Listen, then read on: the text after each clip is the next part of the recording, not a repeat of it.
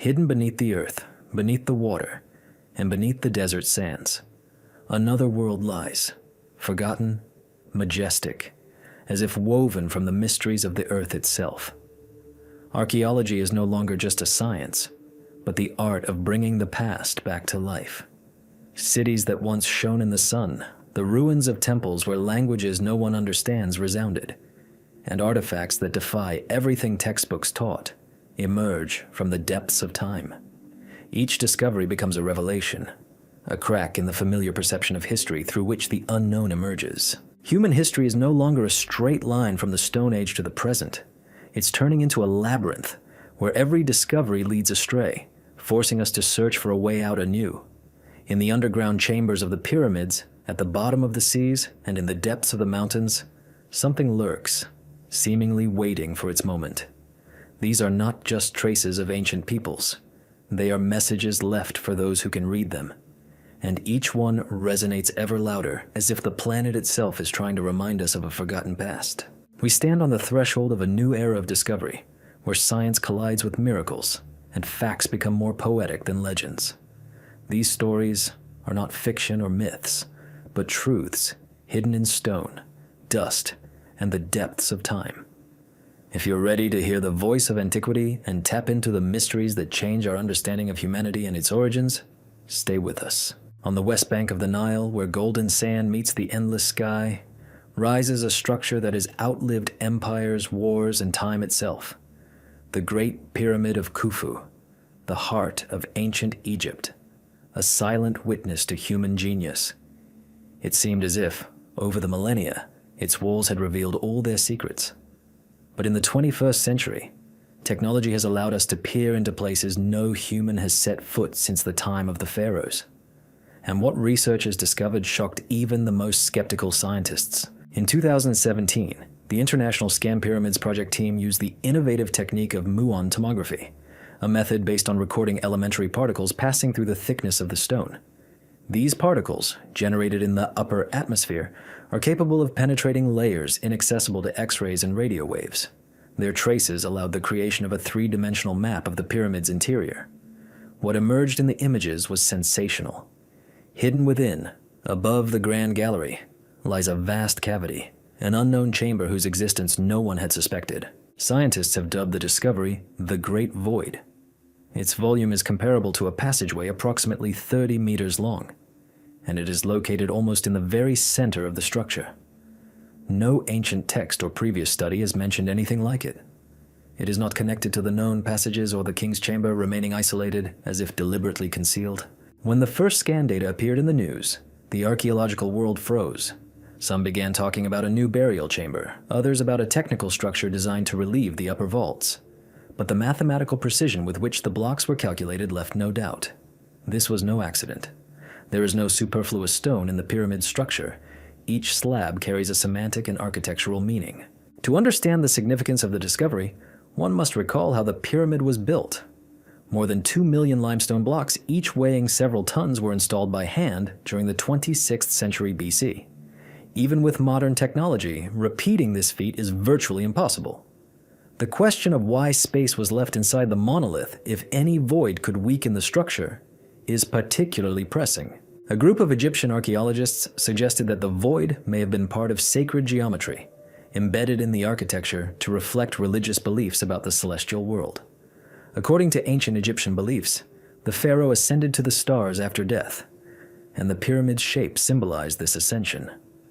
Perhaps the unknown chamber was a metaphysical element, a space intended not for the body, but for the spirit. Other scientists have noted the unusual acoustic properties of the pyramid's interior.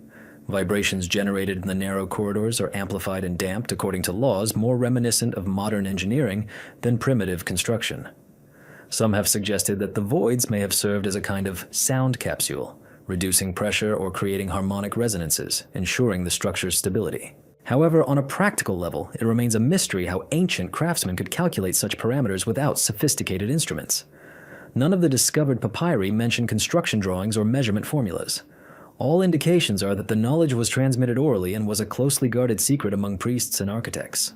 Today, researchers are preparing new missions, Specialized microdrones and robots developed by French and Japanese engineers are to penetrate narrow shafts leading to unknown areas.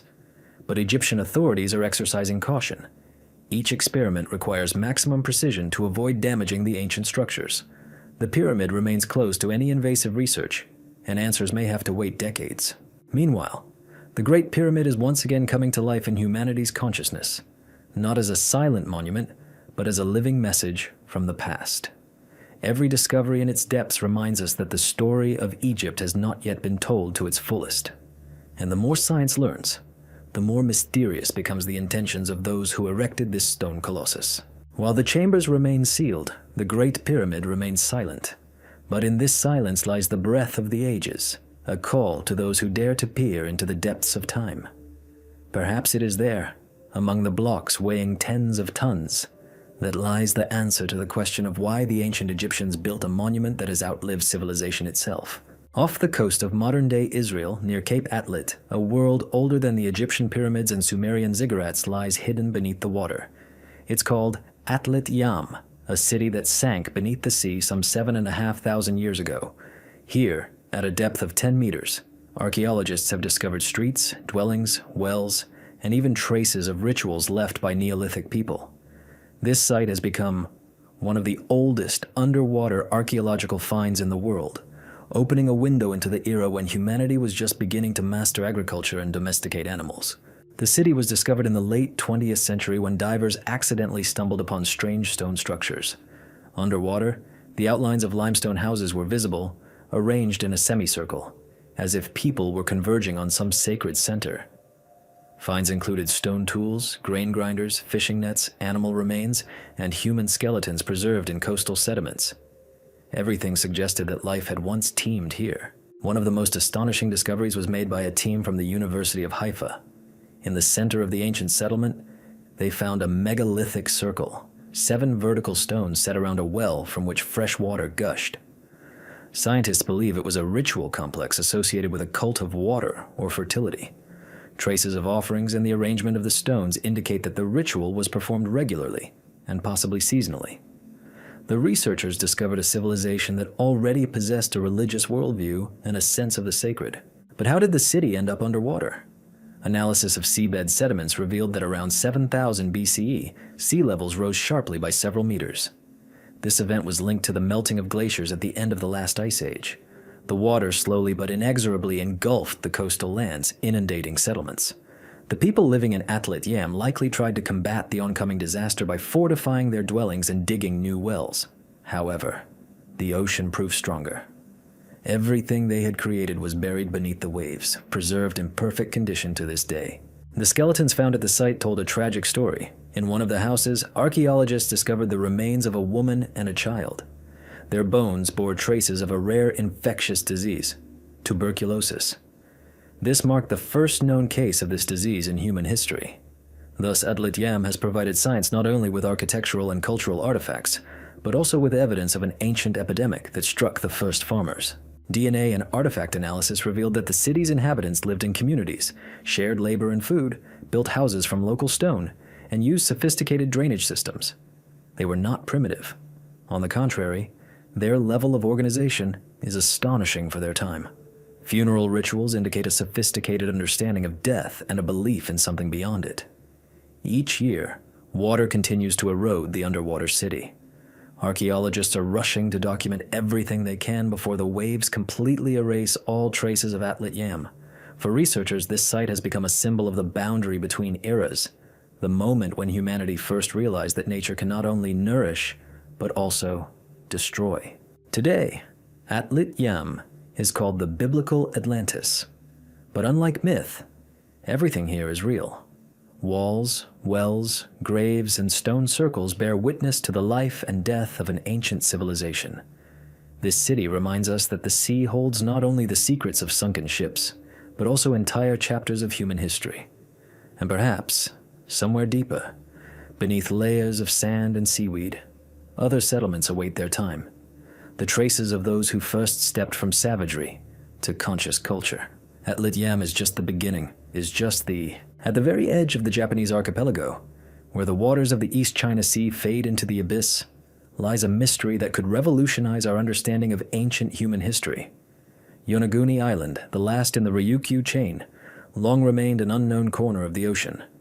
But at the end of the 20th century, it was here, at a depth of 25 meters, that divers stumbled upon what at first glance appeared to be a natural formation. Only later did it become clear. Hidden beneath the water was a structure rivaling the ancient pyramids of Egypt in scale and geometry. The Yonaguni complex is a gigantic stone terrace nearly 300 meters long and about 20 meters high. Its steps are carved with astonishing precision. The angles are precise, the lines are straight, and the proportions are so harmonious that even experienced geologists doubted the natural origin of this formation. Stairs, landings, corridors, massive blocks resembling walls, and projections resembling altars are visible on the surface. The sight of this stone giant evokes the feeling of seeing a sunken temple where the chants of a long-vanished people once resounded. The first detailed studies were conducted by Japanese marine geologist Masaki Kimura. He devoted over 20 years to studying the monument, diving into the archipelago's murky waters and creating detailed maps of every platform and step. His measurements revealed that the structure was not random. The terrace levels follow a precise system, and the proportions correspond to the principles of ancient architecture. Some blocks, weighing up to 200 tons, lie with precision, as if laid by hand. The scientists concluded that Yonaguni is a man-made structure, created thousands of years before the rise of the known civilizations of East Asia. According to Kimura's calculations, the complex may be over 10,000 years old, placing it in the era when Japan was still connected to the mainland and sea levels were significantly lower than today. If this data is accurate, the structure arose before the end of the last ice age, long before the first cities of Mesopotamia. For the academic world, this sounded like a challenge. Official science was cautious about the artificial origin hypothesis, arguing that nature is capable of creating geometric shapes. One need only recall the basalt columns of Ireland or Iceland.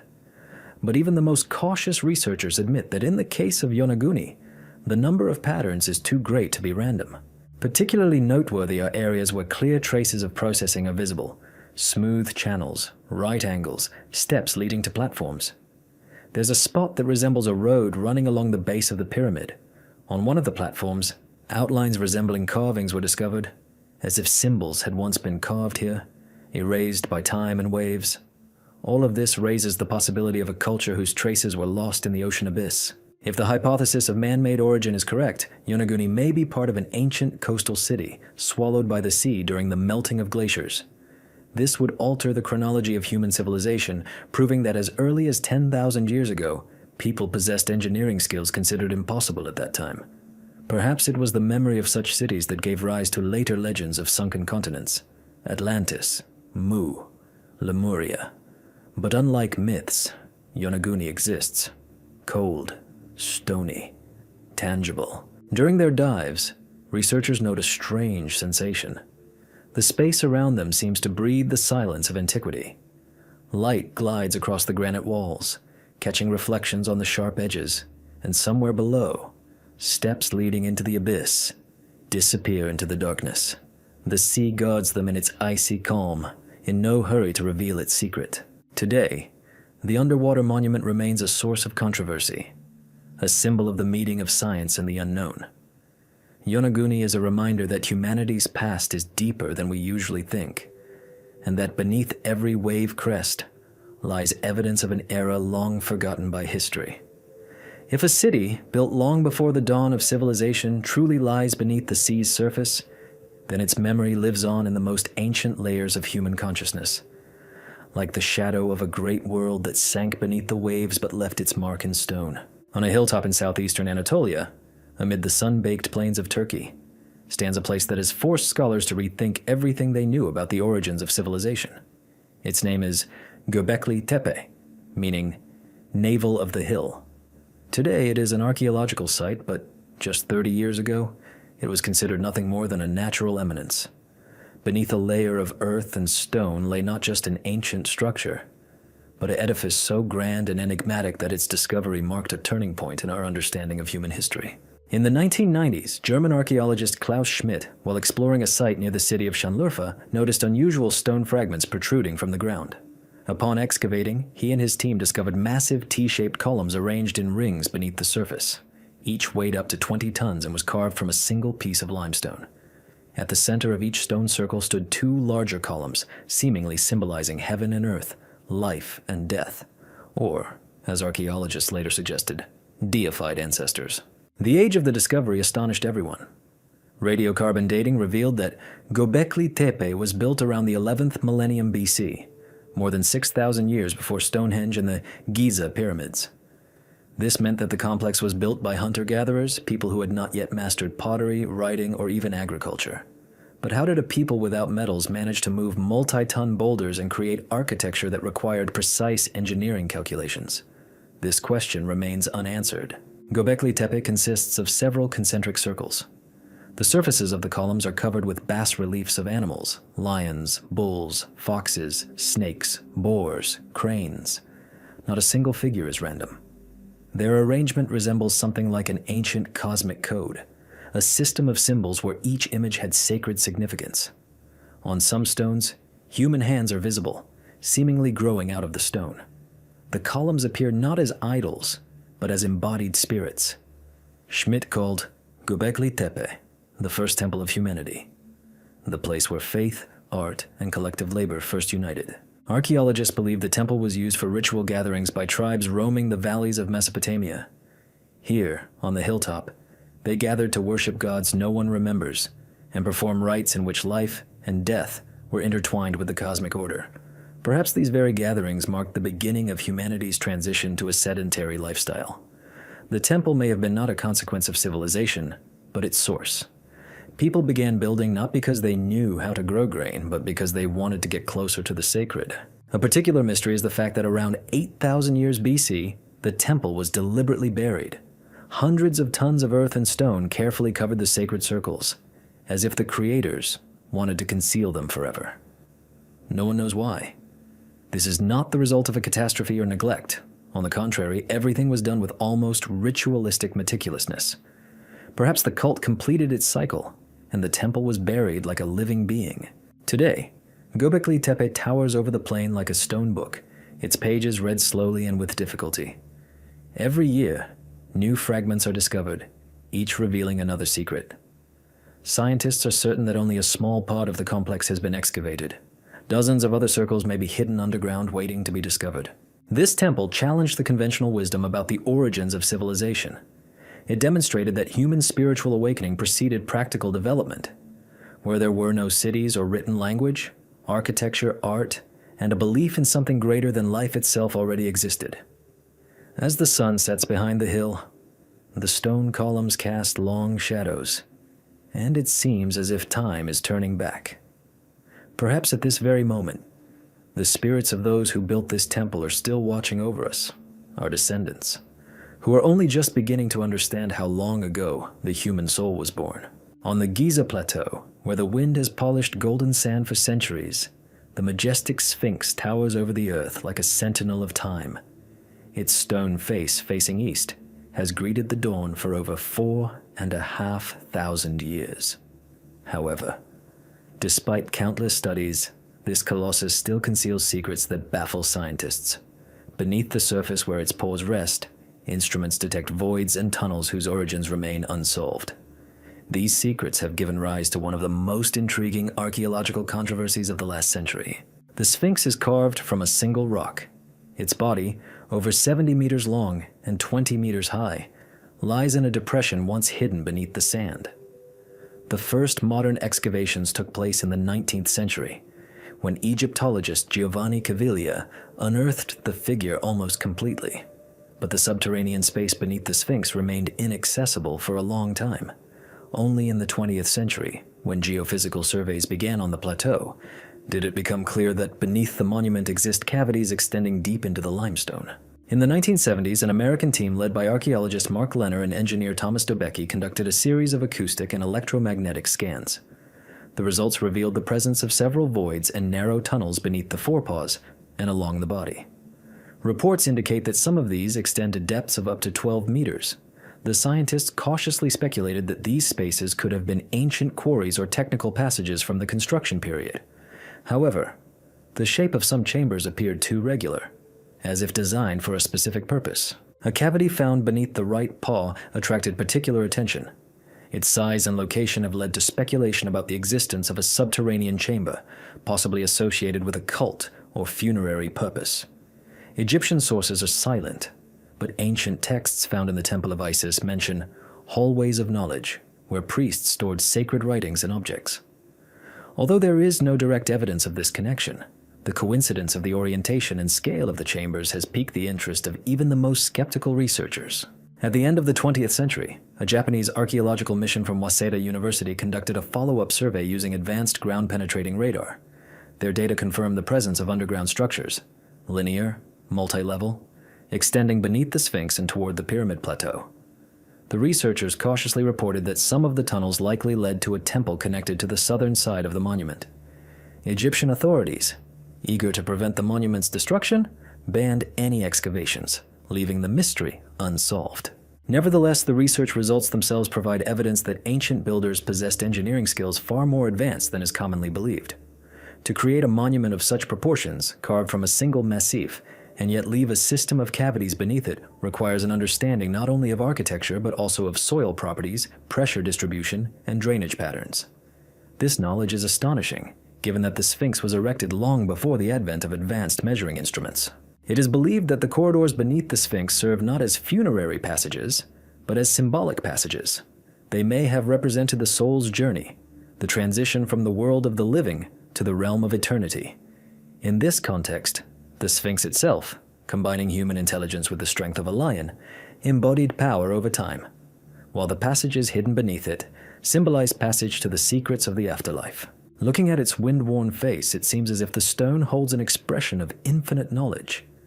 The Sphinx has survived pharaohs, invasions, earthquakes, and sandstorms, yet it remains silent. Beneath it, areas remain hidden from view, as if the earth itself is unwilling to reveal them too soon. Perhaps one day, technology will allow us to penetrate these hidden corridors without destroying the ancient stone. And then humanity will discover what exactly Egypt's most enigmatic guardian holds beneath its paws: the memory of forgotten rituals, the secrets of the stars, or simply the silence of eternity in which history has vanished. In the tropical jungles of Costa Rica, amidst humid mists and dense vines, lie hundreds of smooth, perfect stone spheres.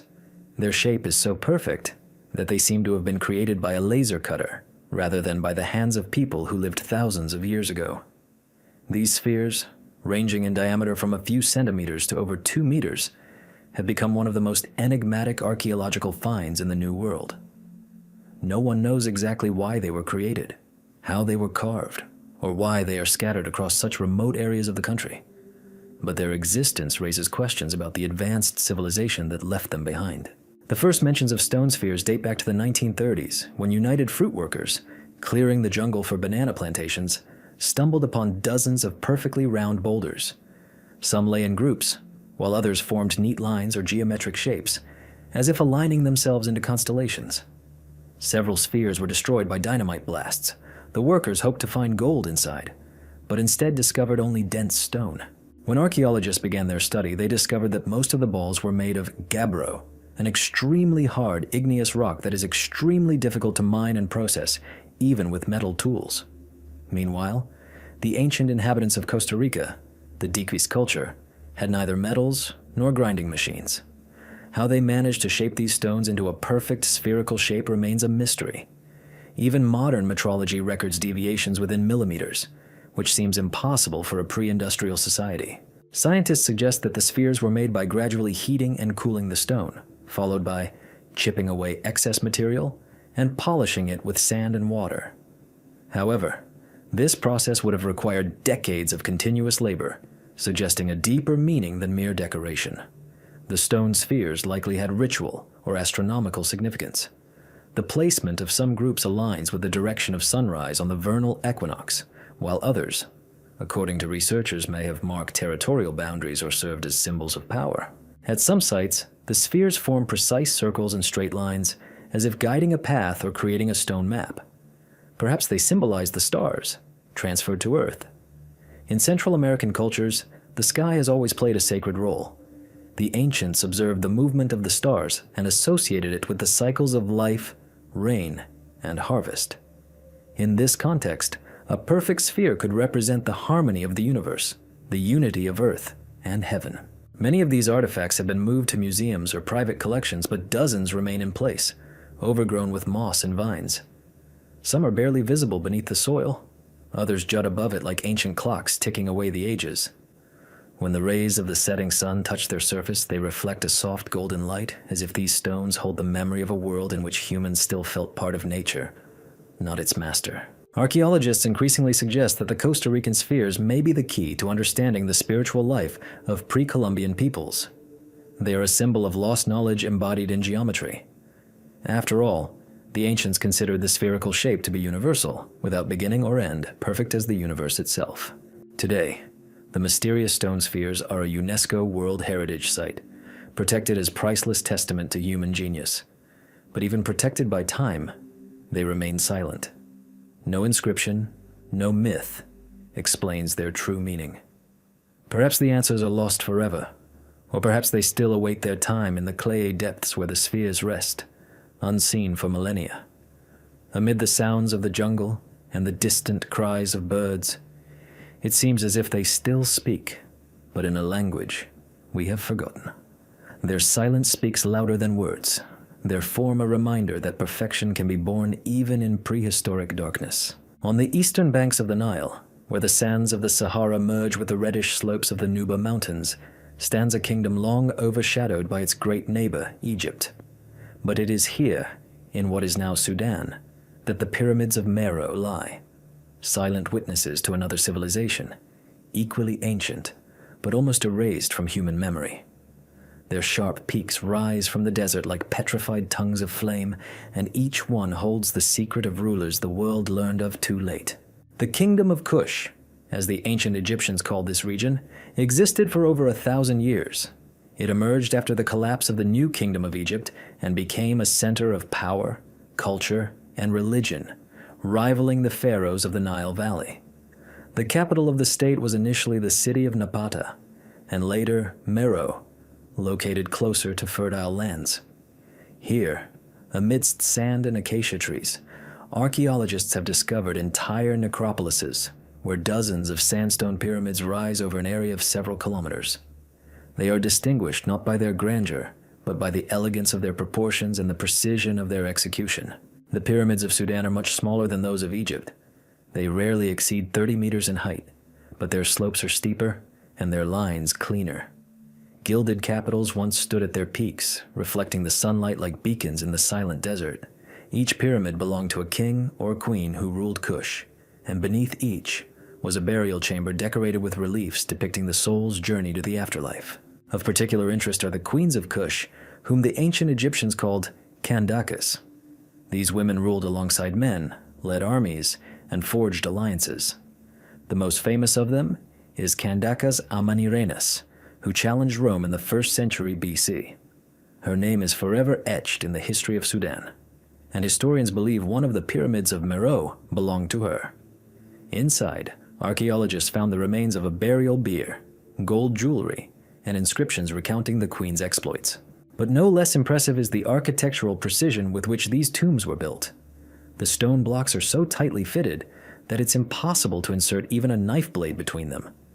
Researchers still debate how the builders, lacking iron tools, achieved such precision. They likely used methods inherited from Egypt, but adapted to their own traditions and materials. Unlike the Giza pyramids, whose peaks rise on the horizon, the Meroe's pyramids are almost completely buried in sand. Over centuries, the wind has eroded their stone casing, leaving exposed cores. But even in ruins, they retain their grandeur. When the sun sets behind the dunes, their sharp shadows cast a shadow over the desert, and it seems as if the earth itself recalls the times when prayers to the gods Amun and Isis resounded here. Archaeologists call Meroe African Valley of the Kings. Each mound conceals stories of wars, crafts, trade, and the faith of the people who created one of the most advanced cultures of ancient Africa. Kushite artisans cast bronze, forged weapons, decorated temple walls with frescoes, and wrote hieroglyphs combining Egyptian and indigenous symbols. Their art exudes respect for their ancestors and a yearning for eternity. Today, Meroe is an archaeological reserve, where the silence is broken only by the whisper of the wind. travelers rarely reach this place. The path leads through deserted sands and old riverbeds. But those who see the pyramids with their own eyes experience a strange feeling, as if time stands still here. Each pyramid is a frozen prayer addressed to the sky, where the stars of the same constellations shine as they did millennia ago. When the first rays of dawn touch the stone, Meroe comes to life, not as a dead city, but as a living reminder that the greatness of the human spirit does not belong to one people. The kingdom of Kush has vanished, but its shadows still stand in the desert, like sentries waiting for humanity to remember their names again. In the heart of the Amazon, where the green ocean of forest seems endless and impenetrable, beneath a layer of ancient trees lay the traces of a civilization the existence of which humanity had never suspected. Only in recent decades, when satellites and drones have allowed aerial views of the jungle, have astonishing patterns, geoglyphs, become visible on the Earth's surface. These gigantic figures, created by human hands long before the advent of writing and metal, form circles, squares, lines, and even complex ornaments, perfectly aligned with the cardinal directions.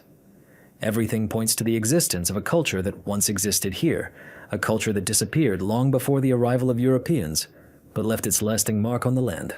These geoglyphs were first noticed in the late 20th century, when forests in the Brazilian state of Acre were cleared for agriculture. From a helicopter, archaeologists saw perfect geometric shapes carved into the ground.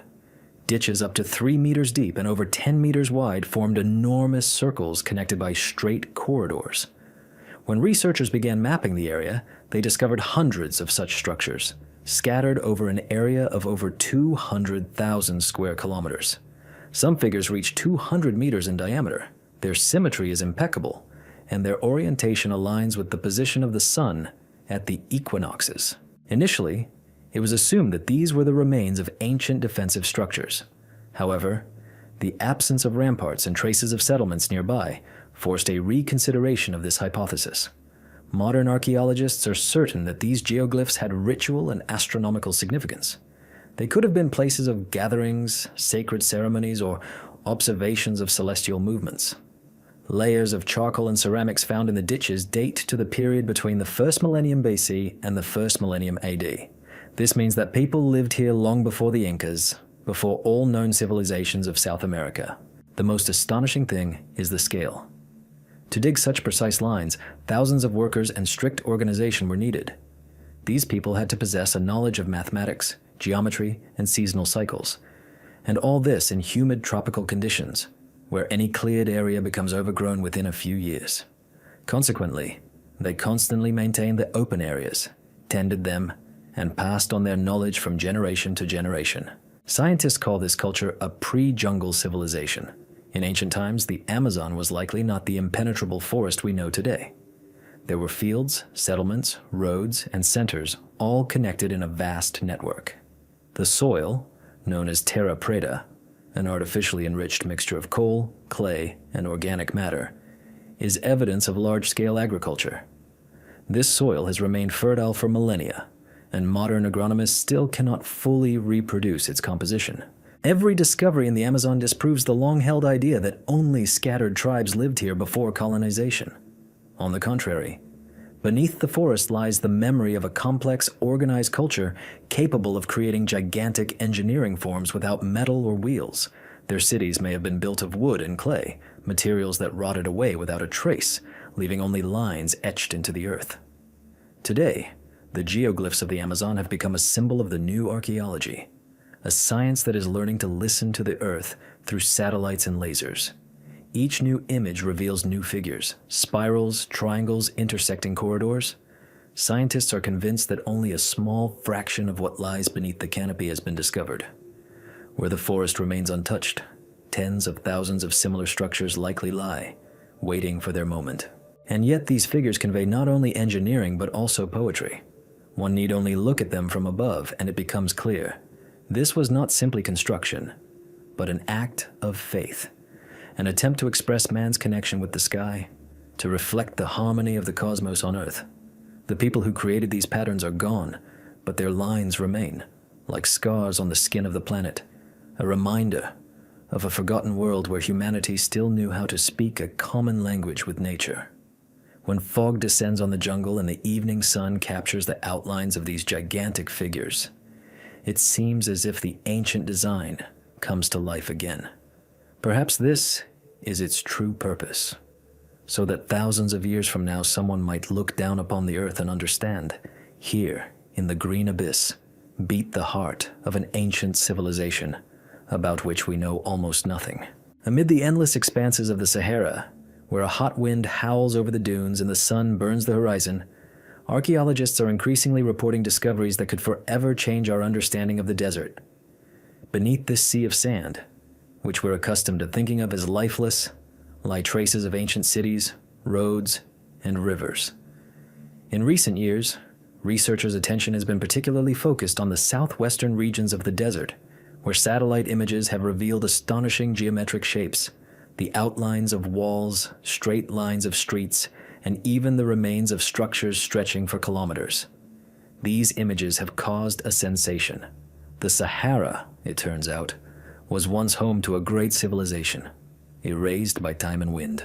It was long believed that the region had always been hostile to life, but geological research shows otherwise. About 10,000 years ago, the Sahara was a fertile plain, cut by lakes and rivers. Herds of animals grazed here, forests grew, and people lived on the banks of the rivers. The transition from the green Sahara to desert was gradual but inexorable. Climate change, caused by a shift in the Earth's orbital cycles, turned the once living lands into arid silence. Archaeologists call this forgotten world the pre-pharaonic civilization of the Sahara. Traces of its existence were first discovered in the mid-20th century by French expeditions, but they received little attention at the time. Today, thanks to laser technology and satellite mapping, scientists have been able to discern details that were previously invisible. The remains of settlements, rectangular foundations, roads connecting oases, and mysterious circular structures reminiscent of fortifications or temples. Particularly impressive are the discoveries in the Tassili Najjar region of Algeria. Thousands of rock carvings have been preserved on a plateau covered in red sandstone cliffs, scenes of hunting, dancing, processions, and depictions of boats and animals long since vanished from the region. All of this suggests the existence of a rich culture with art and complex religious beliefs. But most astonishingly, beneath the nearby sands, geophysicists have discovered anomalies indicating the presence of large stone structures completely buried by time. Some of these structures have a clearly defined layout, possibly the remains of an ancient city. A network of settlements once existed in the central Sahara, connected by roads running along dry riverbeds. This network likely served as a trade or religious center, connecting West Africa with the Nile Valley. If this is indeed the case, we are dealing not with a single settlement, but with an entire culture that disappeared when the desert swallowed its homes. One of the most enigmatic places is the Riche structure, or Eye of the Sahara, located in Mauritania. It is a gigantic ring-shaped formation 40 kilometers in diameter, visible even from space. Although geologists explain its origin as the result of erosion and tectonic processes, some elements of the structure resemble man-made planning. Traces of ancient rivers and sedimentary rocks have been discovered around the perimeter, indicating that a water system once existed here. This region may have been the center of a large settlement buried under layers of sand. What today appears to be a lifeless wasteland was once the heart of a world brimming with movement, trade, and ritual. Archaeologists believe that the first ideas of agriculture and ancestor worship were born here, and ancient craftsmen erected stone shrines later destroyed by time. In these places, every artifact discovered, a broken vessel, a fragment of a statue, an animal bone, becomes a link in a chain connecting a forgotten past with our present. The sands of the Sahara are more than just the dust of centuries. They are a blanket beneath which an entire era sleeps. And when the lines of ancient streets appear beneath the rays of satellite radar, it seems as if the desert begins to speak. Perhaps one day, humanity will truly hear its voice and understand that the origins of civilization are far broader and more ancient than we have come to believe. When the wind dies down and the stars shine above the dunes, the Sahara seems alive. Its silence is not dead. It is filled with the breath of a past that still awaits its awakening. On the border of modern-day Pakistan and northwestern India lie ancient cities whose ruins recall a civilization that once rivaled Egypt and Mesopotamia. This is the Indus Valley culture, or Harappan civilization, which existed over 4,000 years ago. Unlike its neighbors, it left us no epics or royal chronicles, only seals, pottery, and short inscriptions carved into stone. These signs represent the most enigmatic script of the ancient world. For over a century, scholars have been trying to decipher them, but even today, the Indus script remains elusive, like a language lost forever. The first discovery occurred in 1922, when archaeologist John Marshall excavated the city of Mohenjo-Daro, whose streets were paved with baked brick and intersected at right angles. It was a true Bronze Age metropolis, with sewers, running water, public baths, and neat neighborhoods. Later, Harappa, another huge center, was discovered nearby. Between them were hundreds of settlements united by a common culture and writing style. On small stone seals, archaeologists discovered images of animals, bull, unicorn, elephant, and rows of symbols unlike any known writing system.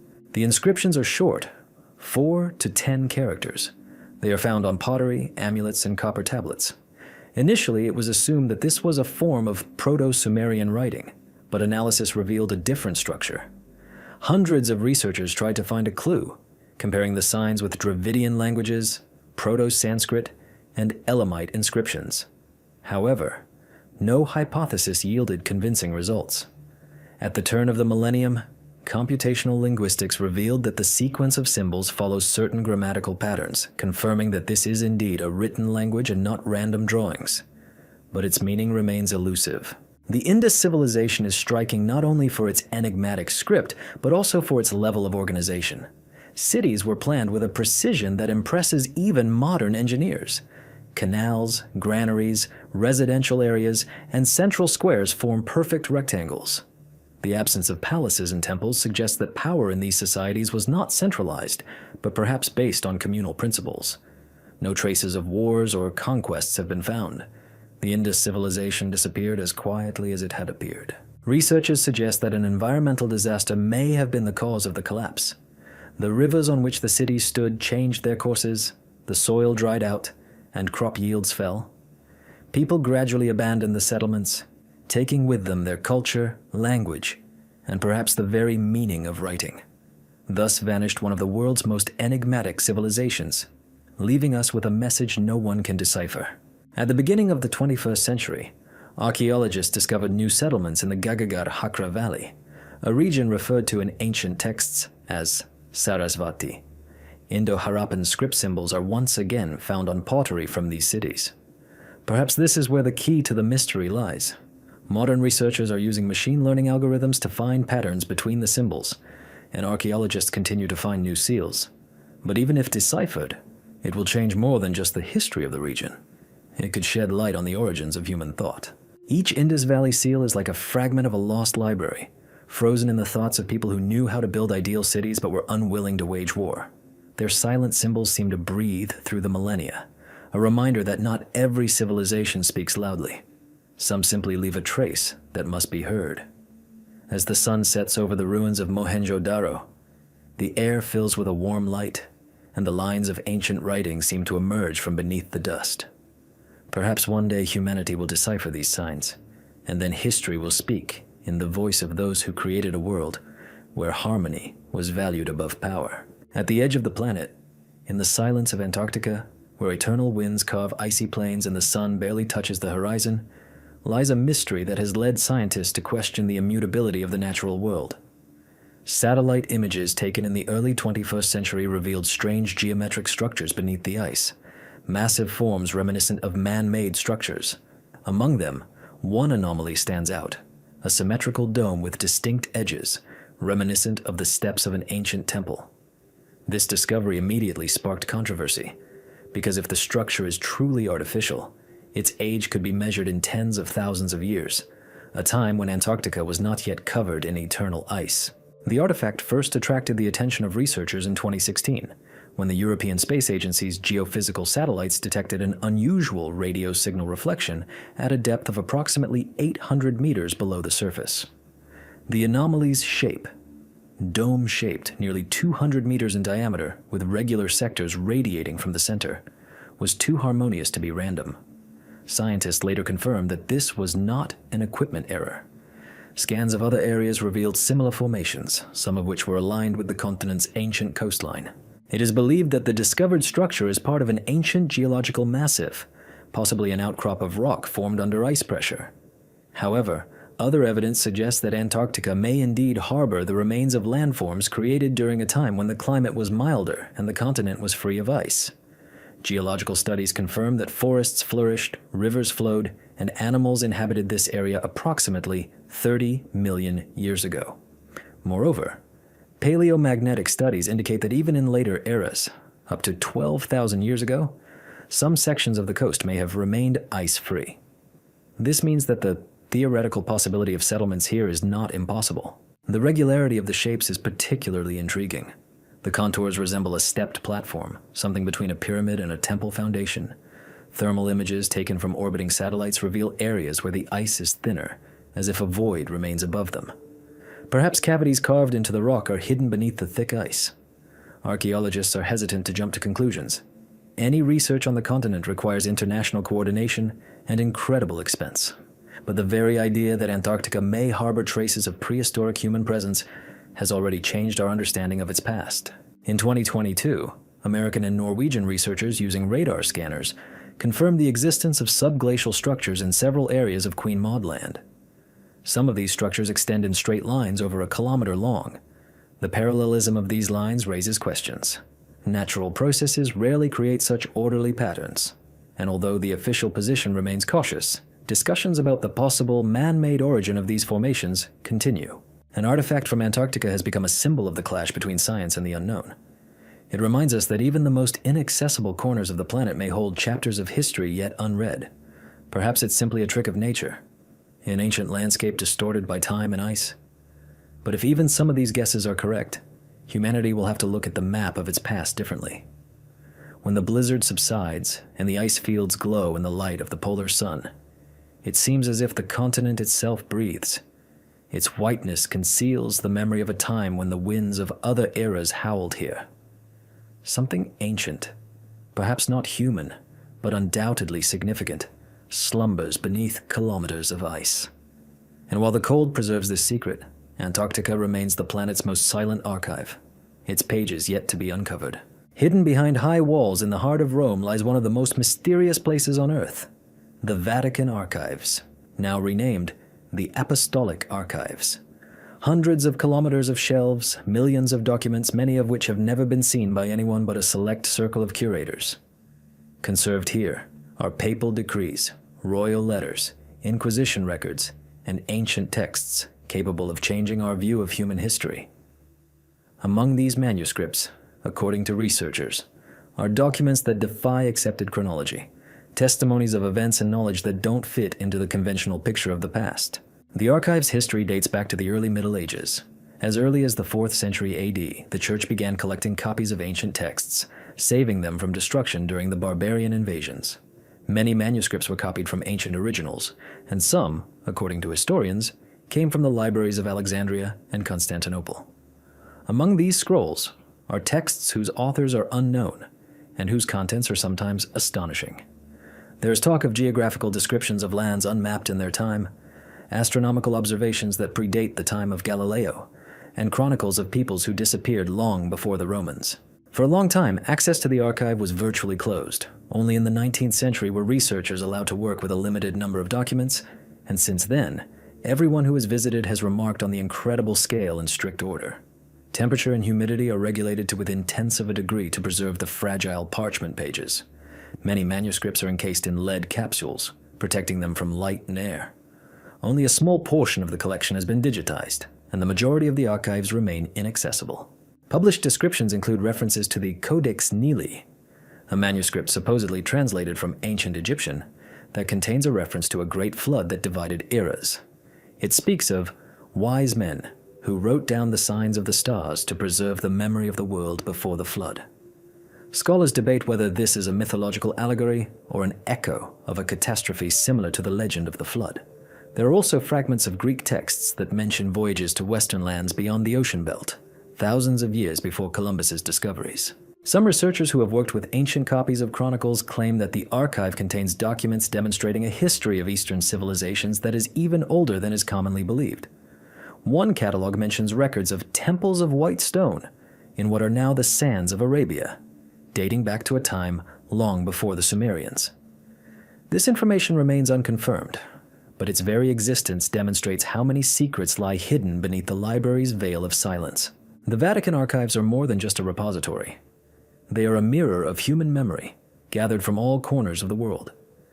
Scholars granted access to its holdings describe a feeling of almost physical awe. In narrow corridors, lit by soft light, lie scrolls that are 2,000 or even 3,000 years old. The parchments are fragile, but the ink is still legible. Every word, written by the hand of an ancient monk, seems to breathe, as if time itself has preserved the voice of the past. Modern technology is gradually opening up this world.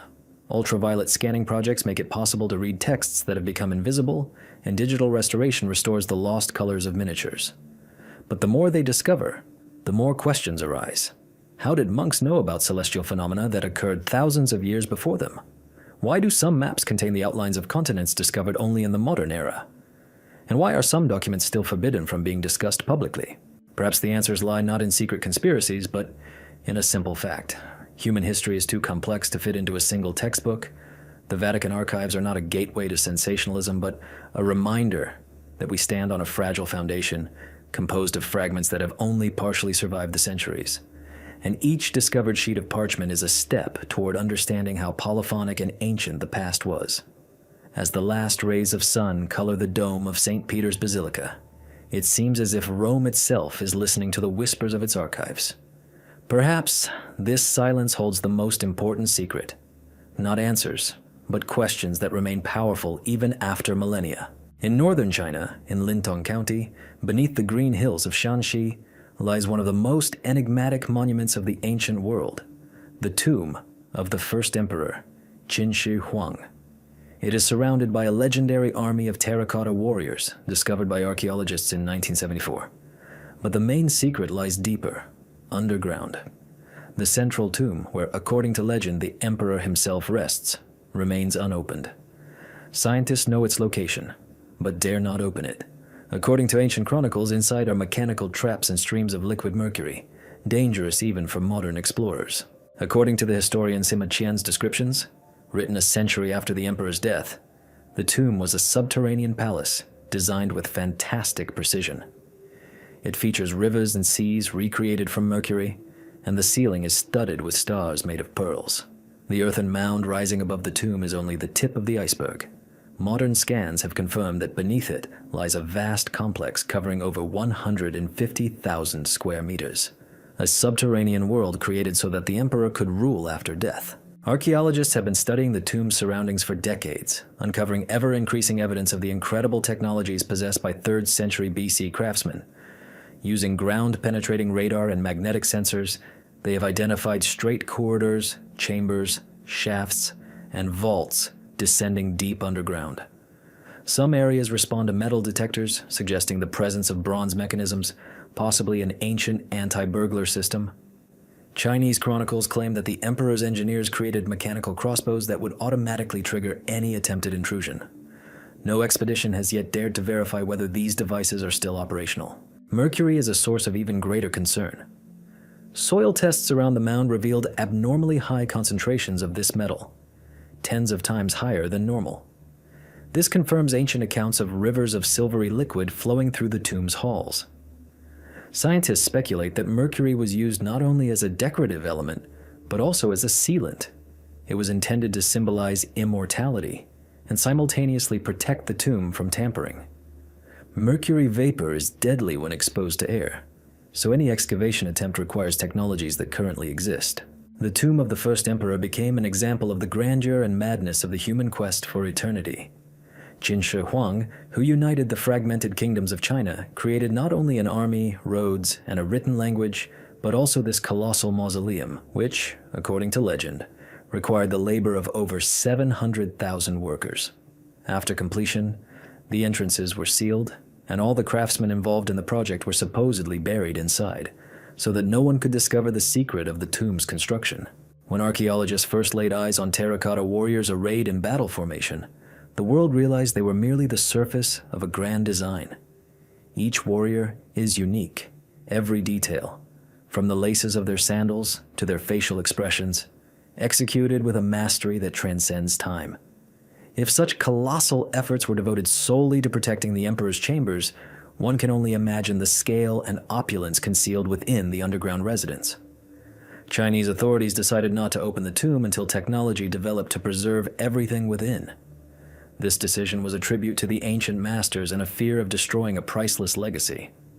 After all, even the touch of air could destroy something unseen for over 2,000 years. Every year, scholars and pilgrims come to Qin Shi Huang's tomb. They stand at the foot of the mound knowing that just a few meters beneath their feet lies a subterranean world, created for the eternal reign of the dead emperor. No camera can capture the scale of this silence. There, beneath layers of clay and stone, sleeps not just a body.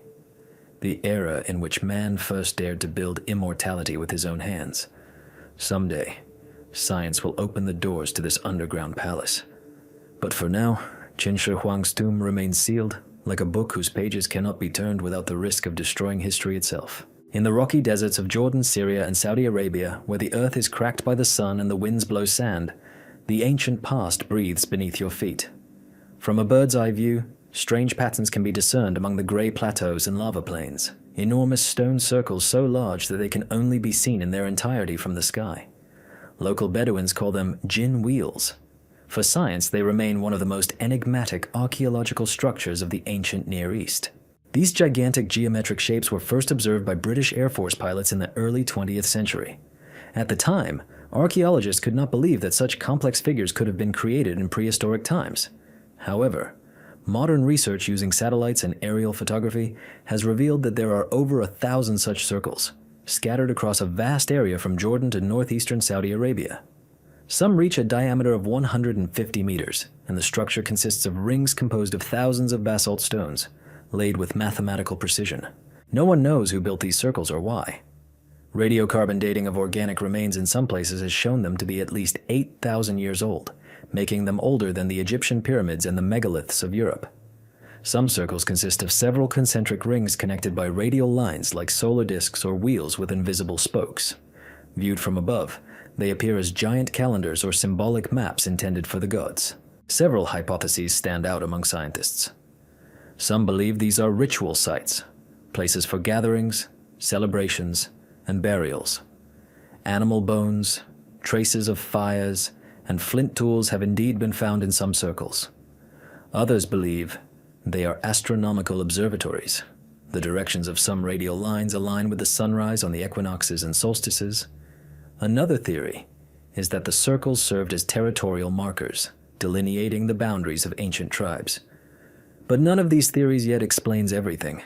The scale and complexity of these structures are too great. The circles in the Harad Sham Desert are particularly impressive.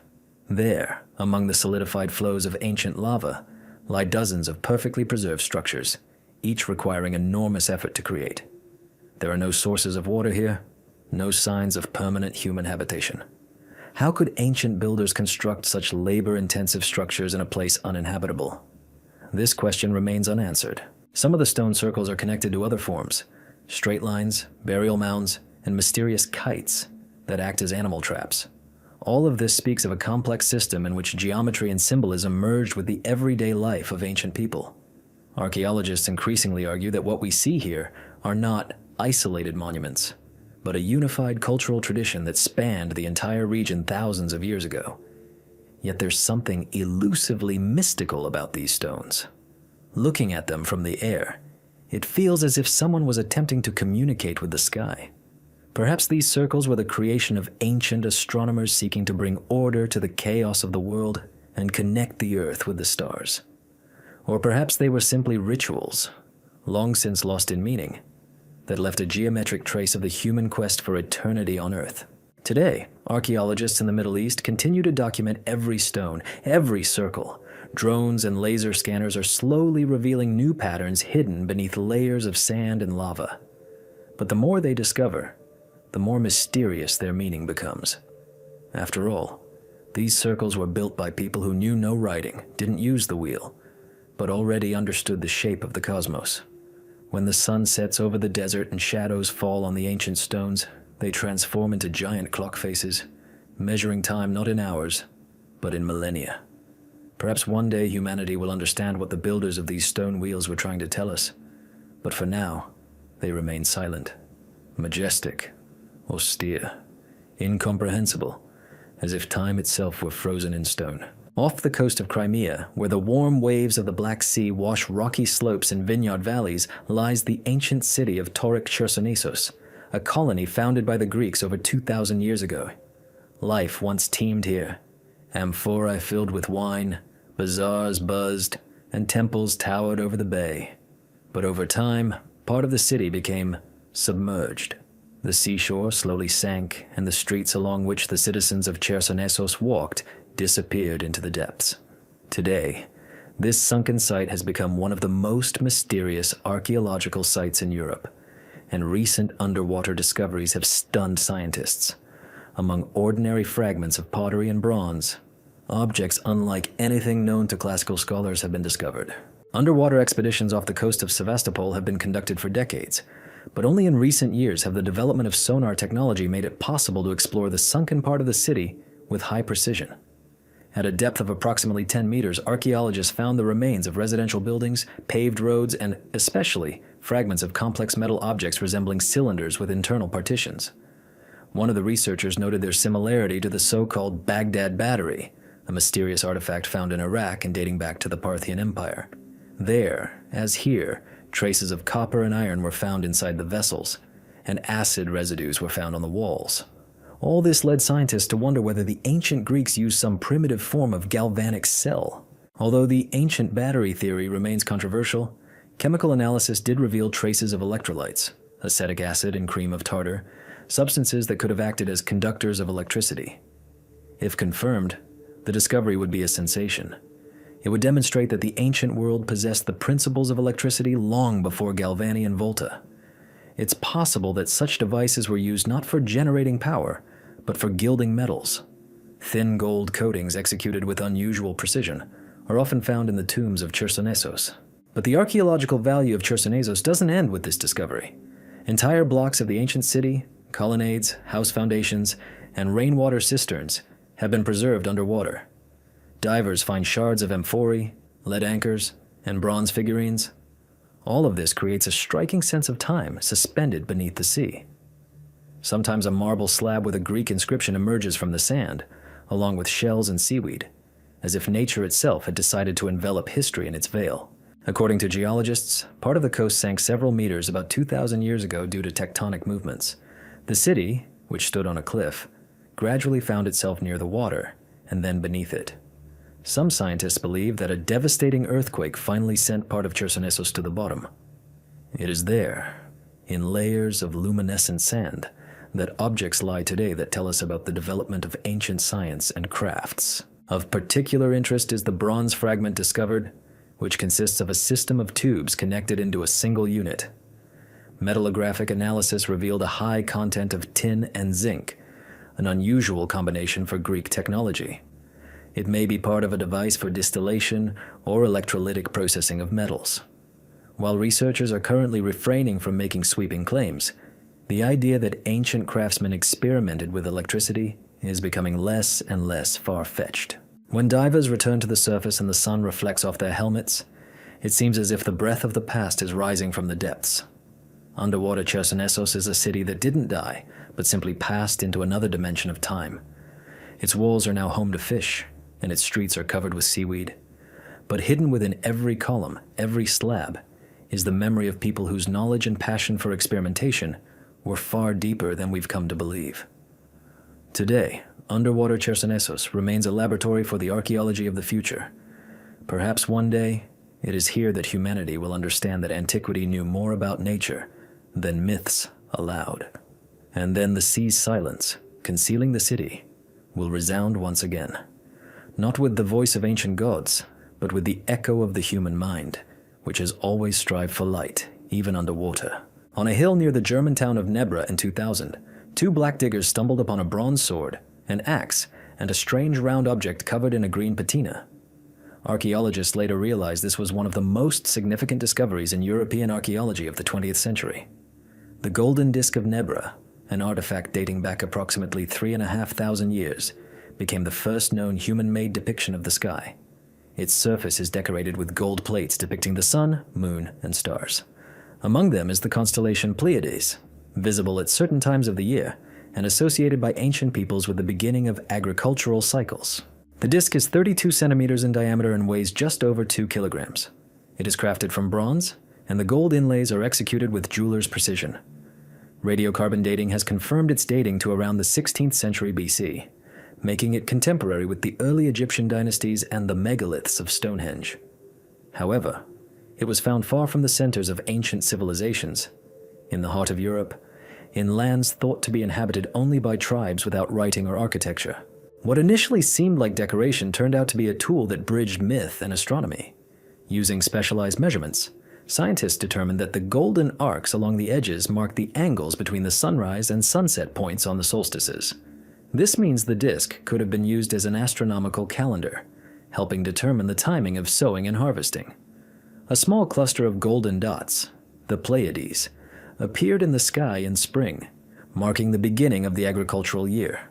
Thus, the disk didn't simply depict stars, it served as an observational tool, a synthesis of religious symbolism and practical science. For a long time, the artifact's origin remained a mystery. Who could have created such an object in the Bronze Age, when Europe had no cities or written language? Archaeologists have concluded that the disk's creators belonged to the Unetese culture, a mysterious people who left behind burial mounds, gold jewelry, and complex tools.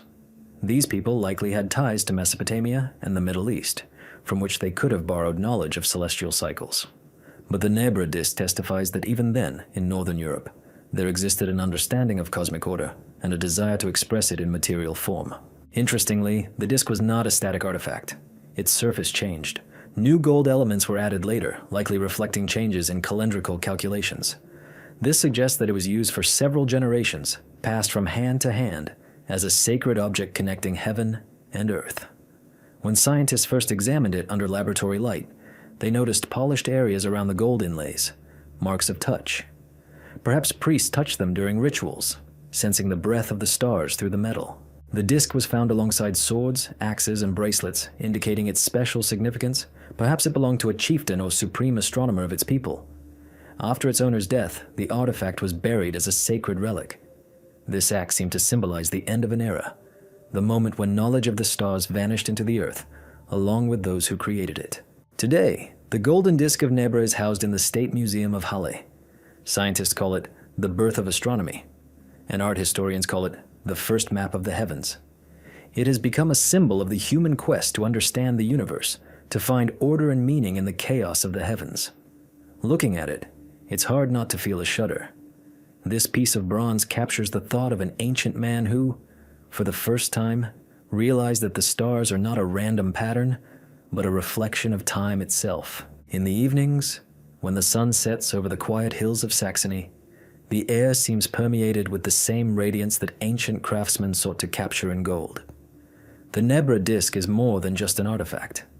It is a message from the depths of time, a reminder that even in prehistoric times, people looked to the sky not only with admiration, but also with the understanding that there, among the stars, lay a reflection of their own souls. In the heart of Cappadocia, where soft volcanic rocks form fantastical landscapes of towers and arches, lies a world carved from the Earth's depths. This is Derinkuyu Cave, or underground city, extending over 60 meters underground. It was discovered by accident. In the 1960s, a local resident decided to expand the basement of his house and stumbled upon a passage leading downward. Behind the narrow corridor lay a vast underground labyrinth. Rooms, halls, tunnels, ventilation shafts, and even wineries. Thus began one of Turkey's most astonishing archaeological stories, the story of a city built not for habitation, but for survival.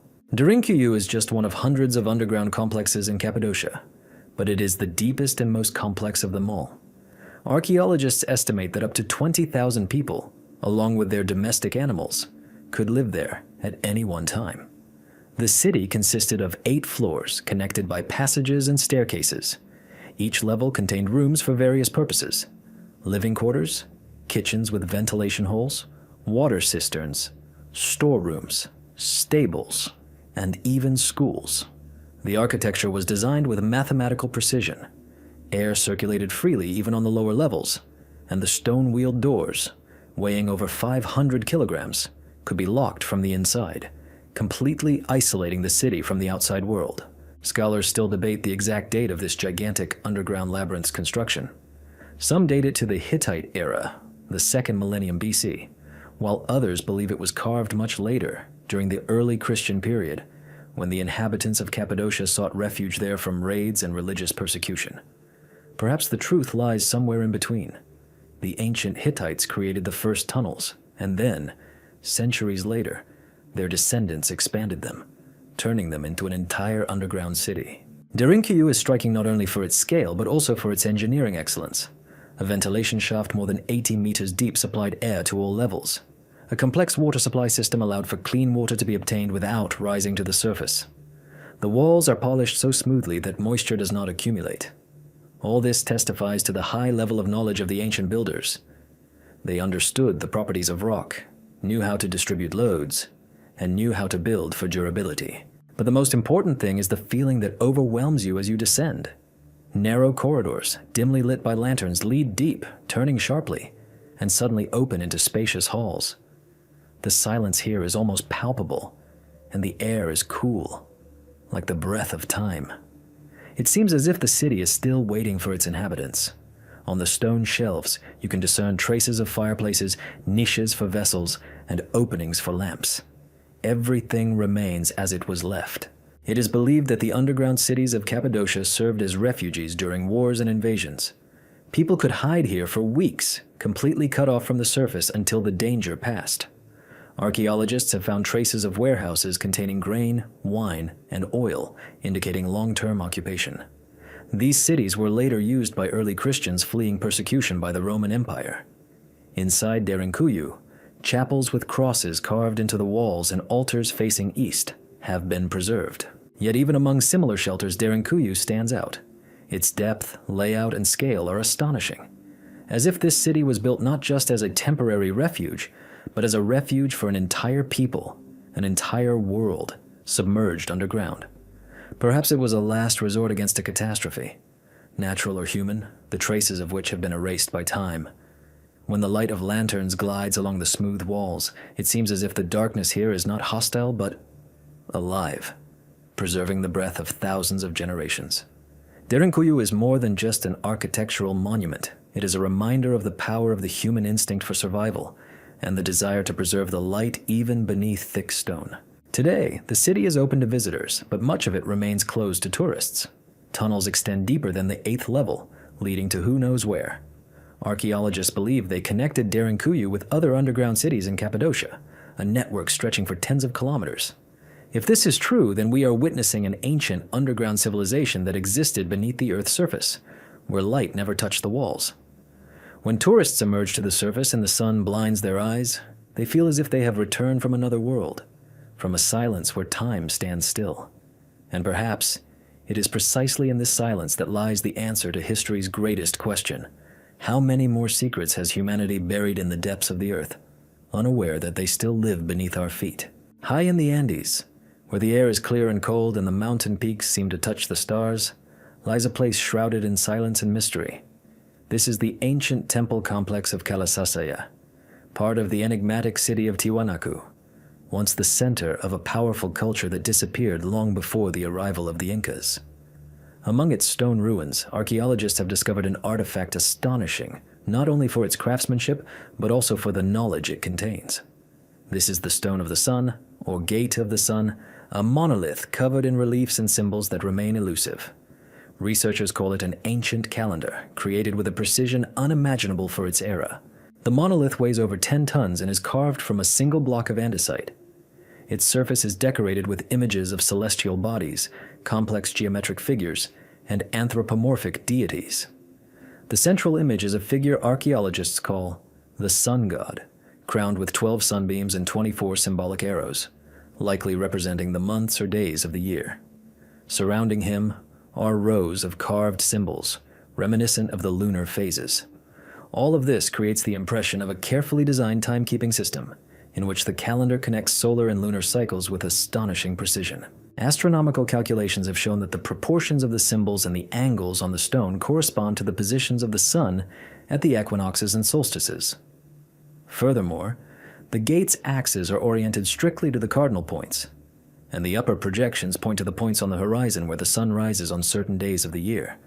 Scientists speculate that through the openings in the monolith, ancient priests observed the movements of celestial bodies, creating an astronomical calendar that allowed them to determine the beginning of sowing seasons, harvest seasons, and rituals.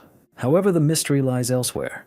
To create such a system, precise knowledge of geometry, stellar observations, and a precise understanding of the year's length down to the minute are required. Modern measurements have shown that the Tiwanaku calendar recorded a solar year of 365 days, which is virtually identical to modern data.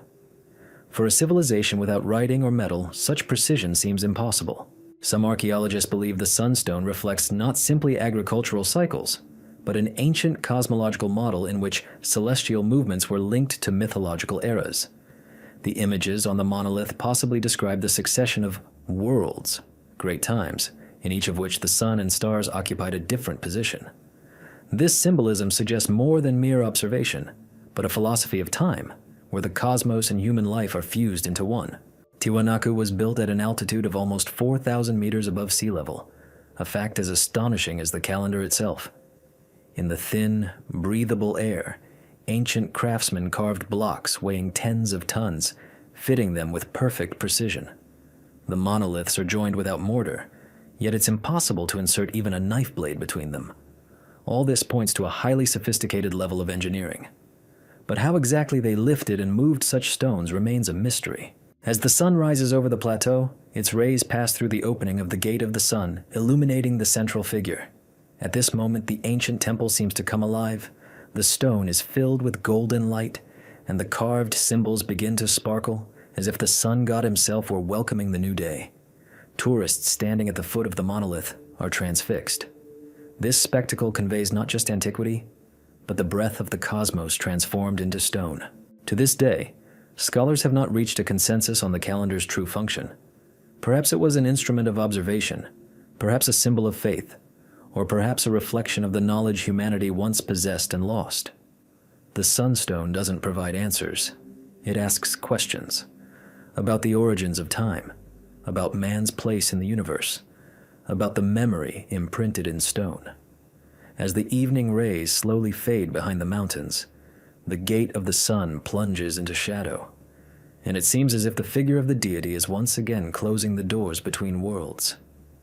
Tiwanaku sleeps, but its stones still flicker with knowledge from the depths of time, knowledge we are only beginning to understand. In eastern Lebanon, at the foot of the Anti-Lebanon Mountains, lie the ruins of the city of Baalbek, one of the most ancient and mysterious places on the planet. Here, on a stone platform, the columns of the Temple of Jupiter rise majestically, the surviving remains of a complex built during the Roman Empire. But beneath this visible layer of history lies something far more ancient and inexplicable. The base of the temple plateau, on which the Romans erected their sanctuaries, is composed of gigantic blocks, the size and weight of which astound even modern engineers. Some of them reach 20 meters in length and weigh over 1,000 tons. No one knows who or how managed to move and install these stone monoliths with such precision as if they were machine cut. These blocks are known as the Baalbek Trilithon. They lie at the base of the platform, perfectly fitted together without the slightest gap. Even with modern technology, lifting and placing such blocks would require super powerful cranes and months of calculations. However, the Baalbek blocks were installed thousands of years ago, long before the Romans. Geological analysis has shown that the stone was quarried from local quarries located kilometers from the temple and then somehow transported across rugged terrain with no trace of roads or lifting equipment. In the 20th century, archaeologists discovered another monolith in a nearby quarry, the Stone of the Pregnant Woman, over 20 meters long and weighing approximately 1,200 tons. It remained buried, as if the craftsman had not completed the work. Later, 2 more blocks were found nearby, even larger, each estimated to weigh 1,500 tons. These blanks stand as silent witnesses to a technology we know nothing about. Perhaps they were intended for further expansion of the platform, or perhaps for temples that were never built. The Romans, who arrived in Baalbek millennia later, used the ancient platform as a ready-made foundation for their grand sanctuary. They erected a temple complex dedicated to Jupiter, Venus, and Bacchus on it. But even their skill cannot compare to the work of the unknown builders who left the Trilithon.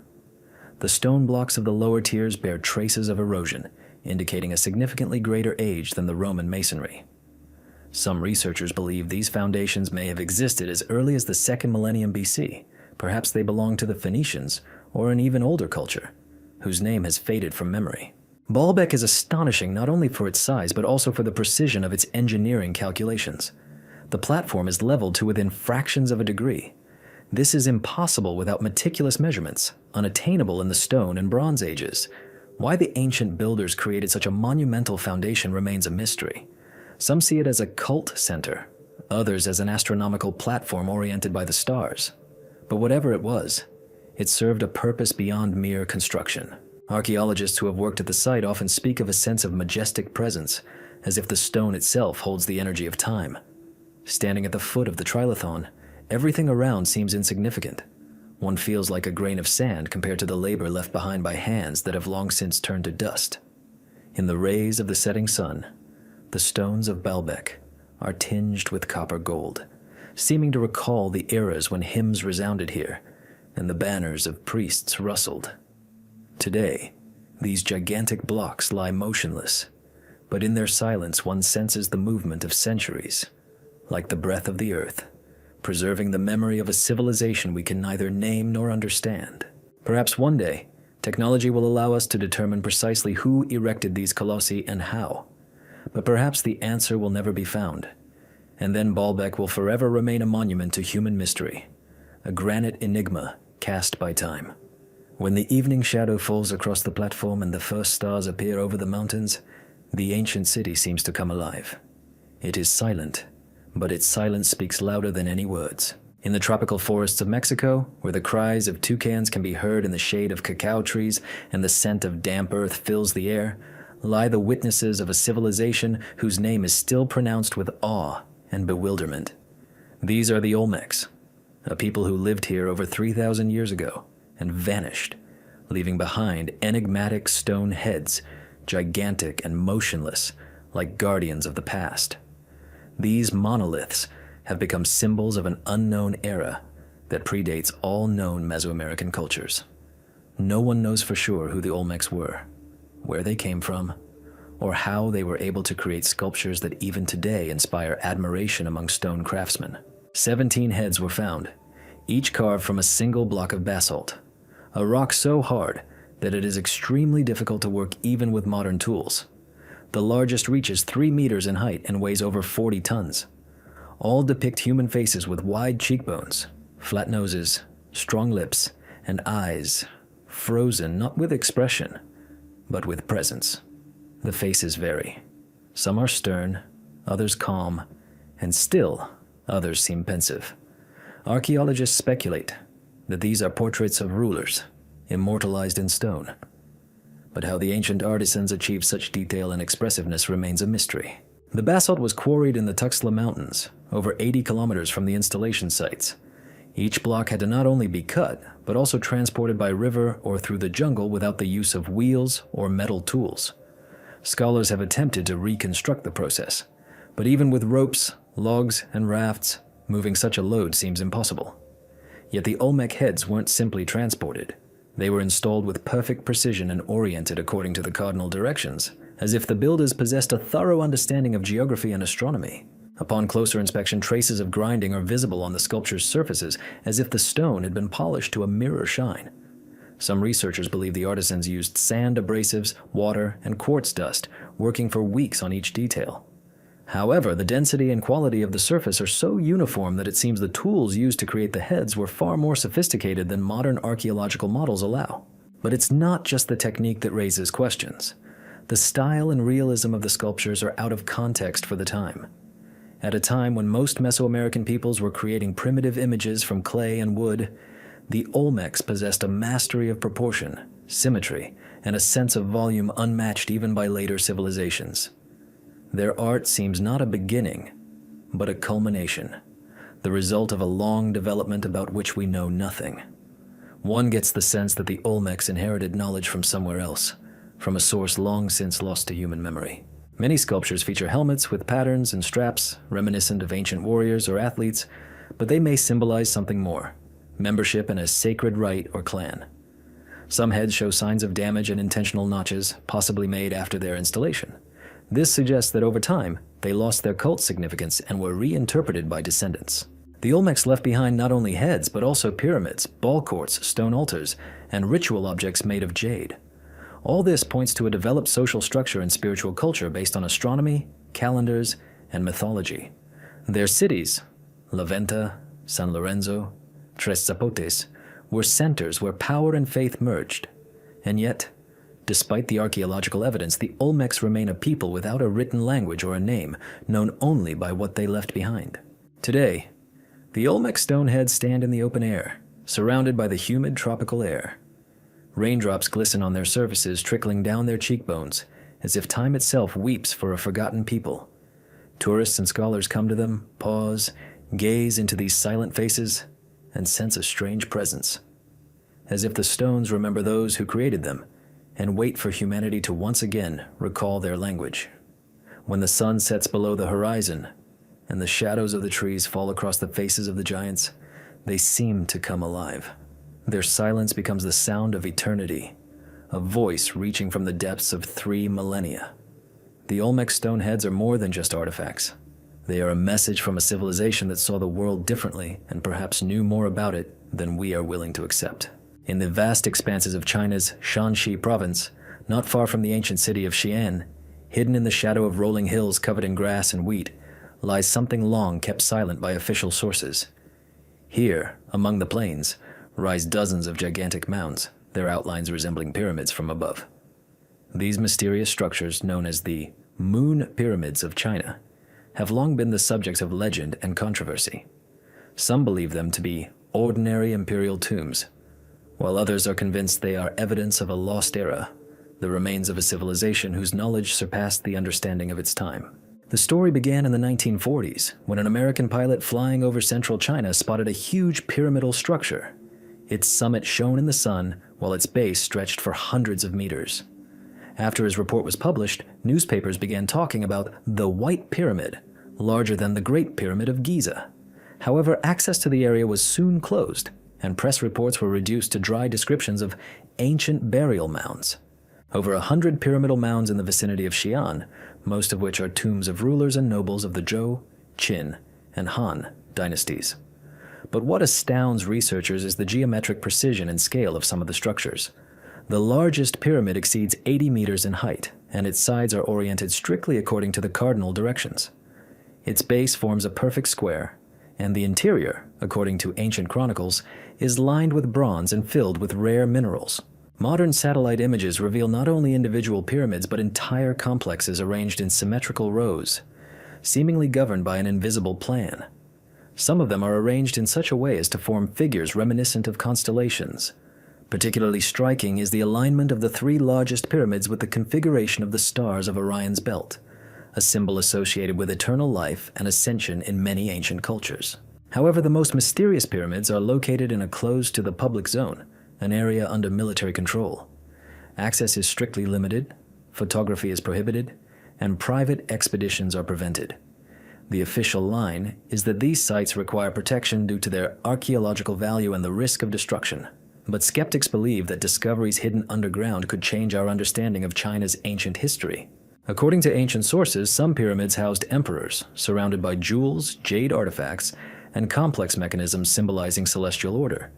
There are also references to underground corridors leading to chambers of the moon, chambers whose walls are covered with images of stars and luminous bodies. Perhaps this is why these pyramids were called lunar. They reflected not the earthly, but the celestial order of the world. Scientists seeking permission to excavate have been repeatedly denied. The Chinese government attributes this to the need to preserve the monuments and their technological unpreparedness for their conservation. But the very idea of such grandiose structures hidden from view sparks the imagination. Who built them? Why in this particular location? And why did they reproduce the order of the stars in the earth?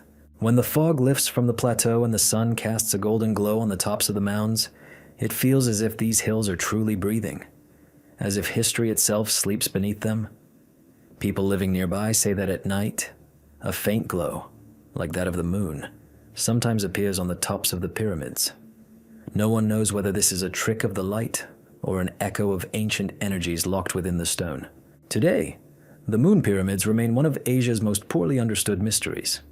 They connect the earthly and the cosmic, the material and the symbolic. Each one is like a gesture imprinted upon the sky, reaching across the centuries. And perhaps one day, when the gates of these pyramids are opened, humanity will discover what lay behind this silent stone message, the hubris of emperors or an ancient knowledge of the rhythm of the universe that we have lost. When night falls on the plains of Shanxi and the moon rises above the horizon, its light falls upon the pyramids, turning them into silver ghosts of time. They stand motionless, like witnesses who cannot speak, yet who see everything. Deep in the jungles of Central America, where ancient Mayan cities still tower above the roots of tropical trees, archaeologists have discovered artifacts that still baffle science. These are crystal skulls, perfectly chiseled from a single piece of quartz, transparent, cold, and eerily precise. Their facets reflect the light so that it seems as if a dim flame burns within. No one knows who created these objects or how, as the technology used to craft them remains a mystery even to modern engineers. The first crystal skulls appeared in the mid-19th century. One of them was found in Belize, presumably in the ruins of the city of Lubantun, and was named the Mitchell-Hedges skull.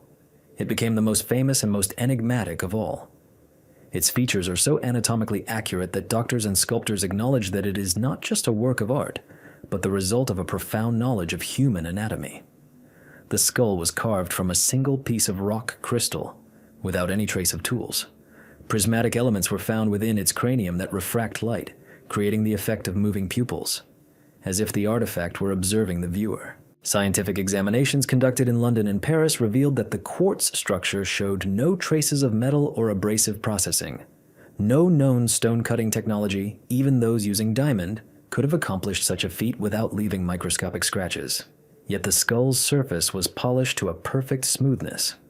Engineers from Hewlett-Packard, who examined the artifact in the 1980s, admitted that producing a similar object today, despite all the advances in technology, would require decades of labor and incredible precision. But the mystery isn't just about the technology. The quartz from which the skulls are made has piezoelectric properties. When exposed to pressure or temperature, it creates a weak electrical charge. Some scientists have hypothesized that these artifacts could have been used in rituals involving acoustics or light. Perhaps ancient priests knew how to make crystals resonate, amplifying sound or light in temple spaces. This idea sounds almost fantastical, but Mayan architecture does indeed include temples with perfect acoustics, where a single word can be heard across the plaza. There are at least a dozen crystal skulls found in various regions of Mesoamerica, Honduras, Mexico, and Guatemala. They vary in size and shape, but all are crafted with the same artistry. Some archaeologists believe they are symbols of power or images of gods, while others believe they are repositories of knowledge, a kind of crystalline archive. Mayan legends mention that 13 skulls were created by ancient priests to preserve the memory of the first world, the time when the gods walked among people.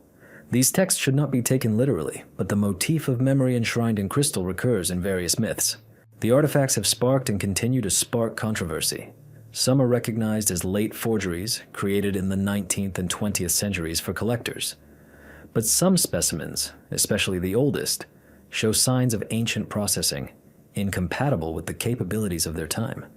Even if we accept that they are all human creations, the question remains, how was this done, and why? When museum visitors approach these skulls, they are greeted by a sense of unreality. The transparent crystal, reflecting the light, seems to have a life of its own.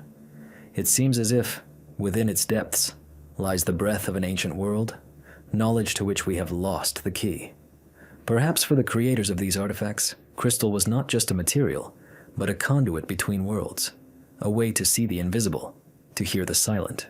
Today, crystal skulls are more than just museum exhibits, but a symbol that ancient civilizations may have known more about matter and energy than is commonly believed. Their existence reminds us that the further we delve into the past, the more complex the line between myth and science becomes. And perhaps, somewhere in the jungle, those very 13 skulls still rest, waiting to tell the world a story too ancient to be believed. When a ray of sunlight falls on a transparent skull, a light flares within, cold, alive, almost sentient. And in that moment, time seems to cease to exist, and the past stares us straight in the eye. Off the coast of Denmark, where the grey North Sea meets the sky, archaeologists have discovered what's already being called Scandinavian Troy, an ancient Bronze Age settlement that sank thousands of years ago.